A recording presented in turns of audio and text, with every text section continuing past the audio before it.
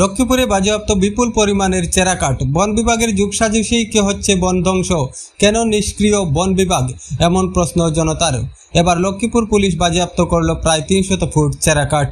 বরাক নদীর ঘাট ফুলেরতল মিলের নিকট থেকে অবৈধ 300 ফুট চেরা কাঠ বাজেয়াপ্ত করল লক্ষ্মীপুর পুলিশ। এক গোপন সূত্রের খবরের ভিত্তিতে বৃহস্পতিবার রাত লক্ষ্মীপুরের এসডিপিও পার্থ প্রতিম দোয়ারার নেতৃত্বে পুলিশের দল লক্ষ্মীপুর শহরের 6 নম্বর ওয়ার্ডে থাকা বরাক নদীর ঘাটে তল্লাশি চালিয়ে 300 ফুট চেরা কাঠ বাজেয়াপ্ত করে। জানা গিয়েছে ওই 300 ফুট মূল্যবান কাঠের আনুমানিক বাজার মূল্য 10 লক্ষ টাকা হবে। পরে বাজেয়াপ্ত করা কাঠগুলি লক্ষ্মীপুর বন বিভাগের কার্যালয়ে সমঝে দেয় পুলিশ। এ নিয়ে লক্ষ্মীপুর বন বিভাগের উপর ক্ষোভ ব্যক্ত করেন পরিবেশ প্রেমীরা। তারা বলেন, প্রতিদিনই নদীপথে অবৈধভাবে কাঠ পাচার করছে চোরা কারবারিরা। দিন দিন ধ্বংস হচ্ছে বনাঞ্চল। চোরা কারবারিদের পেছনে বন বিভাগের হাত রয়েছে বলে তারা অভিযোগ করেন। লক্ষ্মীপুর বন বিভাগ থেকে মাত্র 2 কিলোমিটার দূরত্বে নদীঘাট থেকে পুলিশ কাঠগুলি বাজেয়াপ্ত করতে সক্ষম হয়েছে। কাঠ বাজেয়াপ্ত করায় পরিবেশ প্রেমীরা লক্ষ্মীপুর পুলিশের ভূয়সী প্রশংসা করেন।